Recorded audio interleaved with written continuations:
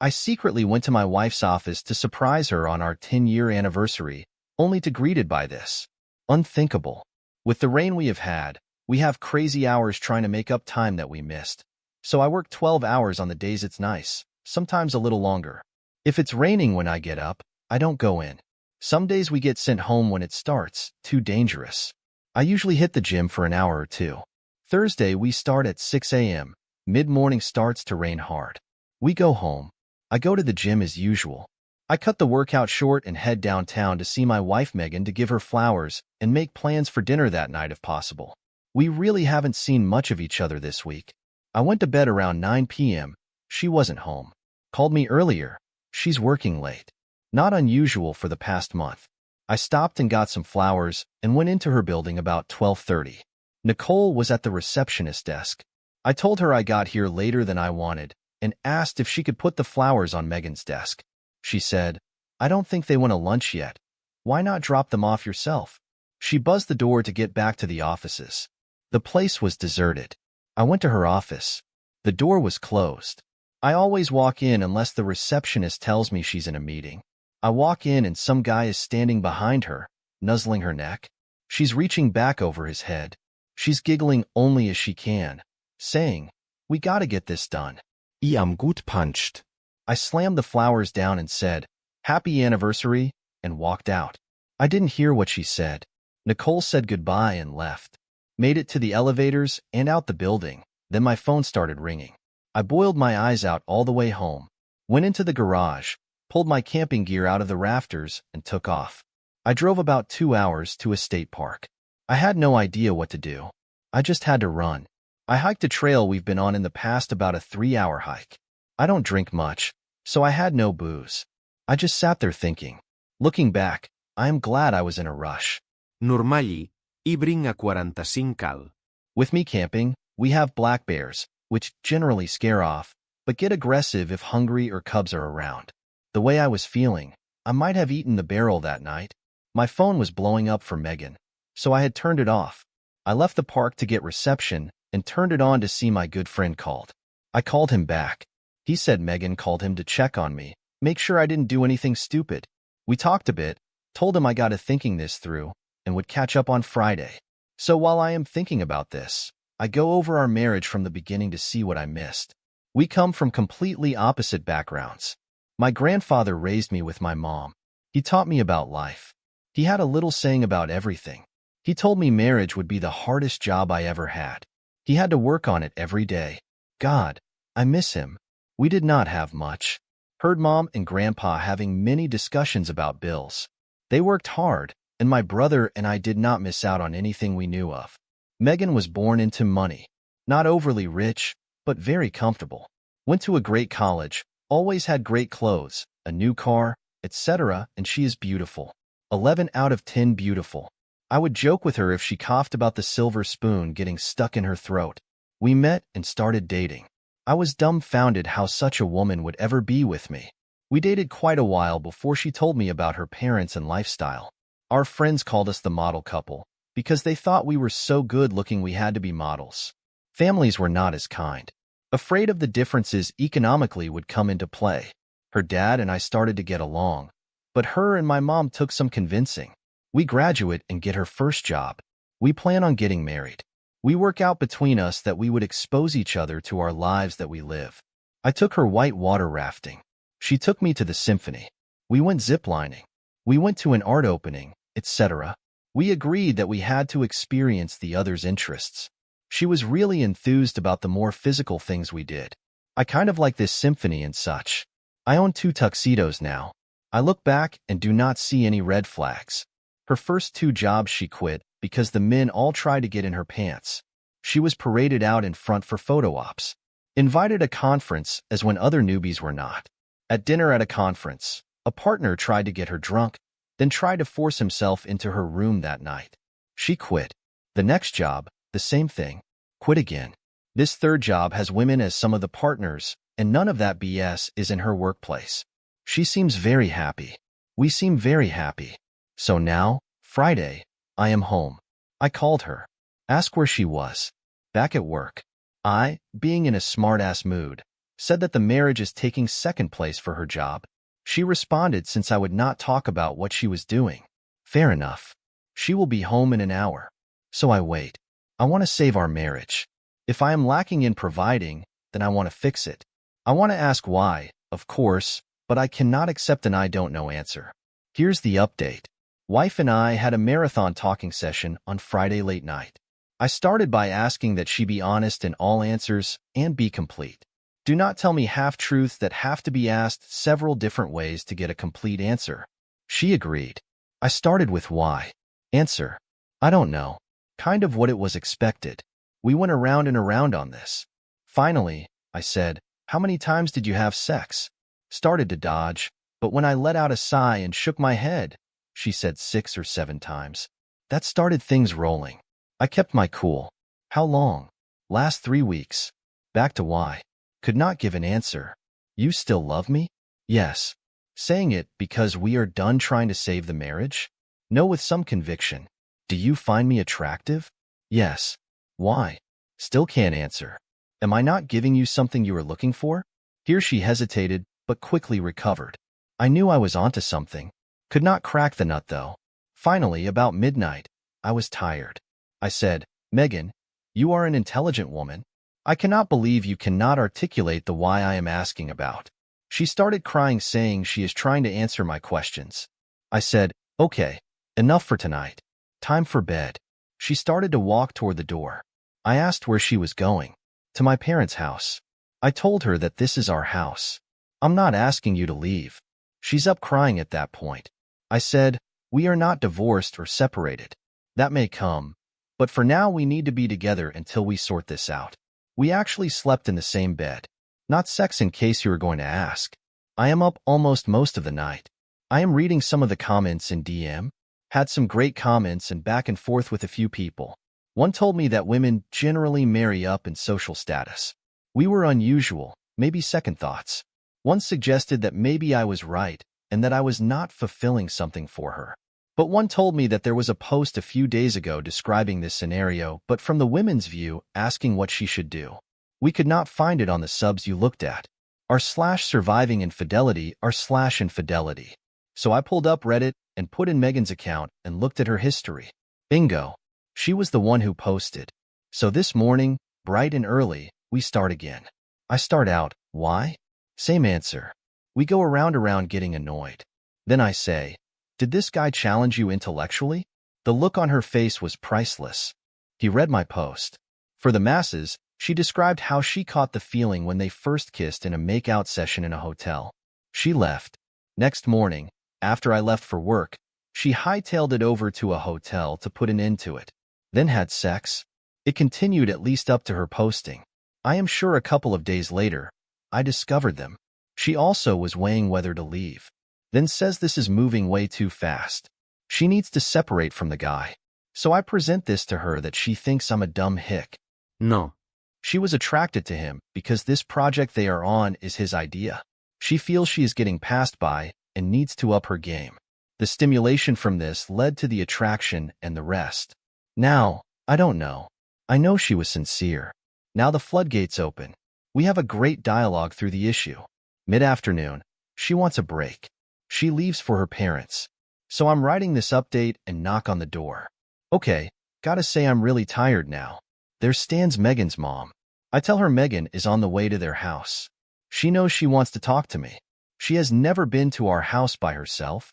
She has never that I remember talked to me privately. She says she is not here to sway me in any way. She would accept any decision I make. But she wants to tell me her story. She was married once before Megan's dad. I knew that. The man she married was the love of her life. Didn't have much. She met her husband, and they caught some feelings. Before they cheated, she told the first husband they were done. Divorced. When she married a new guy, he had some money but was an up-and-coming executive. Couple years go by. Not happy. Made a mistake. All husband moved on and is married. She gets pregnant. As Megan goes into depression, was actually institutionalized. 2 years later, pregnant with brother. Repeat cycle. Couple years later, sister is born. Repeat. No more kids. She's fixed. Everyone thought it was postpartum depression. I guess it was, but it mirrored her ex also expanding his family.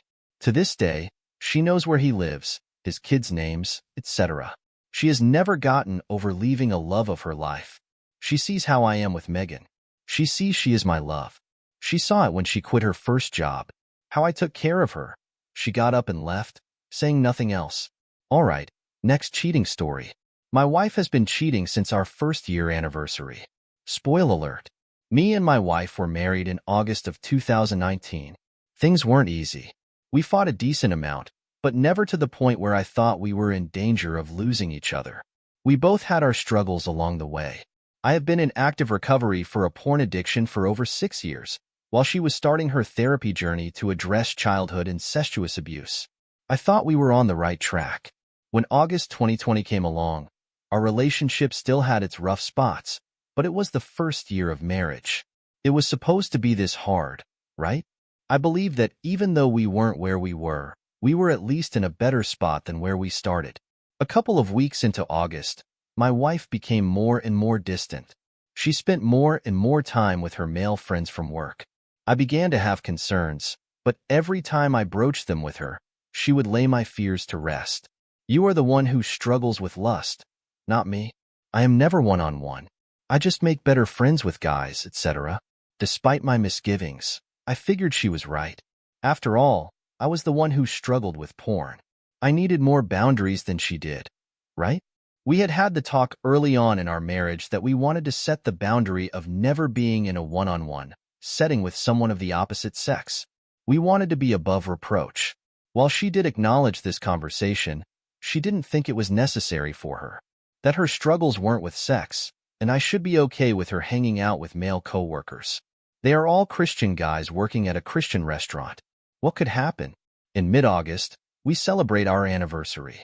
During this time, we decided to go on a large group trip where we would rent an Airbnb in the Northern Peninsula. During this trip, a lot of our closest friends came with, including the guy I would come to learn she was having an affair with. During the trip was when my suspicions really ramped up. She was very distant from me and spent more and more one-on-one time with this guy despite my misgivings. Things really came to a head when I came back one night and realized they were out alone in the lake swimming together. It had gotten to the point where even some of her other friends called her out on her behavior. Fast forward on August 30th, D-Day happened. I had been very suspicious by now, and every night when she came home the questions of whatever you've been, who have you been with, what in the suit? I didn't think she was having an affair, but I told her that I believed she was at risk for having an affair. But no one could spend this much one-on-one time in intimate settings with someone else and not develop feelings. Anyway, on the 30th, we were leaving church, and she was again acting very distant. I decided to ask her straight up, "Are you invested in this marriage?" That's when she replied, "We need to talk." She took me to a park and told me what has been happening. She told me it has been going on since the anniversary. She said she loves this guy and does not plan to stop seeing him. That was just about a month ago. In our few interactions since then, she has made it very clear she does not want back in the marriage, even if this guy wasn't in the picture. She told me that if our marriage wasn't already crumbling, that she wouldn't have gone looking. My brain knows that is bogus, but my heart still thinks it is my fault. In the meantime, she has continued to see this guy, post on Instagram about how much she loves him, and tell her friends about how I should have fought for her more. Something worth noting is that she is a manager at this Christian restaurant, and the guy is a new hire. Apparently, her boss is aware and is chosen to forgive her, aka covered up and go against all their values. I never thought I would get a divorce, but the choice is being made for me. Even if she did want to work on things, I'm not sure I could. I'm living with my parents right now, and this is all just too much sometimes. I still wear the ring, not ready to take it off. I know she doesn't, but still. There are times when I feel excited for the future, but other times when just doing basic tasks is too hard. I can't sleep, too many graphic dreams, and I'm just trying to get by. I do have things to keep me busy, and I do have a new job starting in October, which will be helpful, but that is where I'm at. I've found it difficult to find people who can relate. I am thankful for this community. And here's our first update. Going to see a lawyer on Tuesday says it should be a simple process from a logistical standpoint at least. I've gone back to seeing my therapist once a week. She is a counselor who is Christian, but not a Christian counselor, aka doesn't answer everything with just pray about it, or God works in mysterious ways, or any of that BS. We'll bring that stuff into the session if I ask him to, but not uninvited. The restaurant she works at is Chick-fil-A. She always talked about how their Christian values set them apart from other places. And here's the next update. I don't know what the proper format is for posting updates, so someone feel free to correct me if I'm doing it wrong. I found out that she has been telling people that the reason we are separated is because I was abusive. I talked with my lawyer, and he said the only way that would hurt is if she filed for a PPO. And the only way she could do that is if she had concrete evidence. That means no going to her work, contacting her, etc. Yesterday, I got the ring back, which was really difficult. My lawyer will send her documents to sign, and if she doesn't contest anything, we can move forward with scheduling a hearing, which is about a 2-month waiting period. And another update. 30 days till court hearing. A little bit of context. She had locked herself out of the apartment. We are separated living in different places, but she texted asking for my key to get in. She said she was using the landlord's copy, needed mine. I haven't given it back. One last little foo, I suppose. Or maybe that is the last thing I'm holding on to. Like if I'm surrendering that, I'm surrendering the relationship. She's paranoid by her own admission, terrified I'll break into the house. She told me she was buying a gun. I've never been violent with her, never laid a hand on her, and I've assured her numerous times that I wouldn't resort to violence. That being said, the idea of her being afraid, albeit misplaced fear, feels good. Knowing that she knows I have access to her house if I really wanted to, that I still have a way in. I'm choosing to hold on to that, to nurse that. Maybe I just don't want to let her go all the way. Maybe I still love her. I know that's wrong, but I felt so powerless the entire relationship. So yeah, that's where I'm at. The more I think about it, look into it, the more effed up I realize it is. Today's journal was longer than normal. With the hearing coming up, even though I know she is a narcissist and this is the best move, it's still hard and hitting me. Here we are, friends. Didn't edit it or try to organize my thoughts, but this is where I am at today. 11/17/2020. These are the days when it is the worst. When I'm at work and there is literally nothing to do but research and file. The time I have to think. These are the times when I would normally text my wife. Text her telling her how bored I was. Casual crap. What's up to? How's work? Anything new? Blah blah blah. I miss that. The regular stuff. The day-to-day stuff. I forgot how lonely it is to be single. There, I said it. I'm single.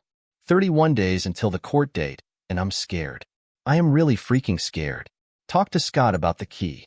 Explain that all behavior has a function. This is the only thing I have control over. It makes sense. I never had control during the marriage.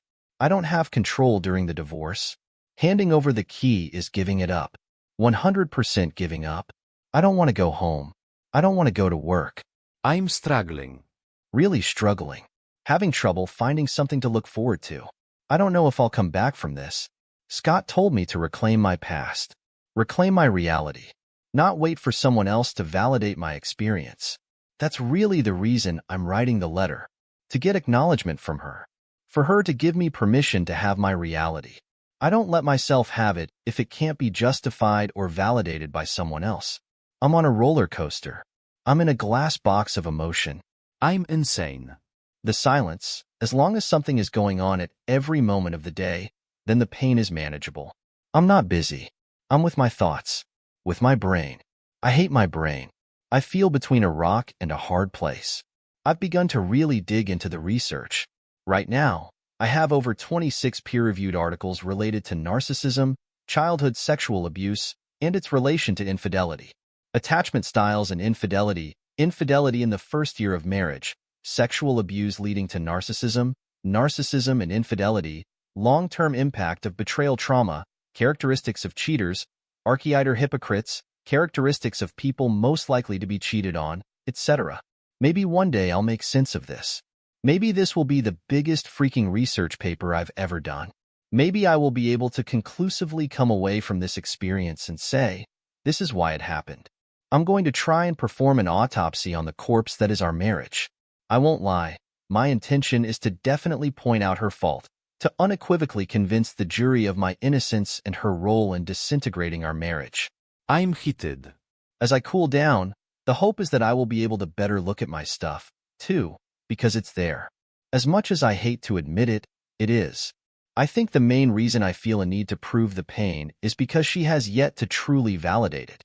I have not had a single conversation with her where she did not attempt to explain away, gaslight, justify, twist the truth, displace, or rewrite the narrative.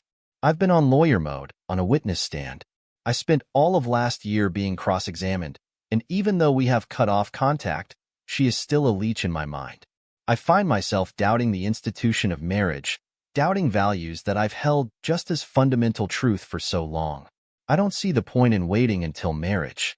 I don't see the point in taking the step. I don't see the point in taking the risk. Maybe I do, but the risk and potential for failure is too great. I was certain, freaking certain she was the one. I thought I had dodged a bullet with my last fiancé. Maybe I just traded her on in for a rat poison. One is gross, the other one kills you. Who knows? The one could have been worse, probably would have been, but the point is my judgment is screwed. How can I be certain of anything when the thing I was 1000% sure about is a lie? My mom asked me if I ever saw myself getting married again, moving on. Right after she asked, she realized it was too soon for the question. Don't get me wrong, it definitely was. I'm not ready to remotely consider moving on, but if I had to answer now, I would say no, no, no, I am not getting married again. What am I going to tell everyone? Hey guys, welcome back. This has been hell. This has been the worst. Being in a situation where there is even a risk of this happening again seems unfathomable. It's like having an explosion strapped to my chest. Even if there was only a 10% chance of it going off, there's still a chance. I wasted a freaking ball or wedding on her. It's supposed to be a one-and-done thing. No. Right now, I don't think I'm meant for marriage. I was certain. My certainty is shaky. My certainty is unreliable. My certainty is nothing more than I guess. I'm certain of nothing. I'll never be certain of another woman. Marriage doesn't require certainty. It requires faith and trust. Yeah, I freaking know. But I believed in us and trusted her so much that it surmounted to something equivalent of certainty in my mind. I trust too much.